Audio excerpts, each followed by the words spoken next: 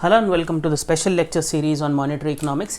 In this class, I will be talking about the monetary institutions, the underlying theory behind it, and the policy which we should be understanding as students of economics, and also look at the policy implications per se.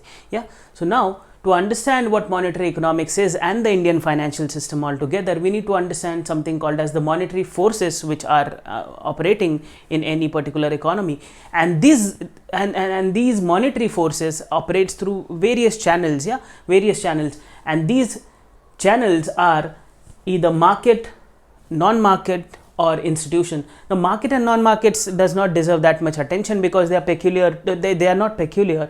I mean, they are omnipresent. They are there in each and every economy in the world. What is peculiar is the institutions, because these institutions are a product of genius of people. It is a product of history. It is a product of it is a product of traditions. Yeah. So therefore, institutions deserve a greater attention. Yeah. So before understanding what institutions are and how do they operate, how do the monetary forces operate through institutions, we have to understand something called as the financial system of any particular country. And to understand financial systems, we have to understand something called as payment system first, because we are going to build up our definition or our understanding of financial system on the basis of payment system. So let us look at what payment systems are first and then move to something called as financial systems. Now, payment system is a set of institutional arrangements through which purchasing power is transferred from one transactor in exchange to another. What is effectively happening is, it is a set of institutional arrangement through which it is just giving you a medium to do what? To transfer purchasing power from one transactor to another. Now, for this to operate efficiently, for the payment systems to operate efficiently, we obviously need something which is acceptable by everyone, or we need something which is very efficient medium, or a common medium, and that common medium is served by something called as money in economics. So a payment system is what is a set of institutional arrangement through which is aiding you to transfer purchasing power from one transactor to the another transactor, and this is happening only with the help of one common medium. This is happening efficiently with the help of one common medium, and that one common medium here is money. Now, given the underlying definition or the idea of payment systems, let us build our understanding of what do you mean by financial systems, or what financial systems are talking about.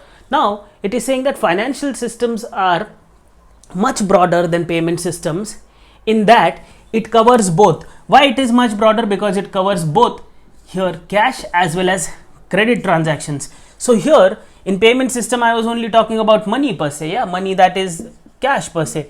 Here I am talking about both cash as well as credit. So mind you, this is a point of difference. Yeah, this is a point of difference between the two. That is why our understanding of payment system was important to build financial system. Yeah. So now, again, let us look into a very comprehensive idea of financial system. So what financial system is? The financial system is a set of institutional arrangement through which financial surplus in the economy are mobilized from surplus units and transferred to the deficit spenders. So what is effectively happening is, the financial system is taking up or sucking up all the financial surplus and giving it to people who are interested, who are deficit spenders. Yeah. So that is what financial system is looking at. Now, this institutional arrangement, which is under financial system, covers or includes all conditions and mechanisms governing the production, distribution, and exchange of financial assets and instruments. Yeah, this institutional arrangement which I was talking about under financial system, which is a set of institutional arrangement through which financial surplus in the economy are mobilized from surplus units and transferred to the deficit spenders. These institutional arrangements include what? It includes conditions and mechanisms governing production, distribution, and exchange of financial assets and or instruments. So I hope the idea of what payment systems are pretty much clear, and on the basis of payment system we developed our idea of financial system, and we now know that there is a distinction between the two and the two are not same. So this is it from my side for today's class. Thank you so much.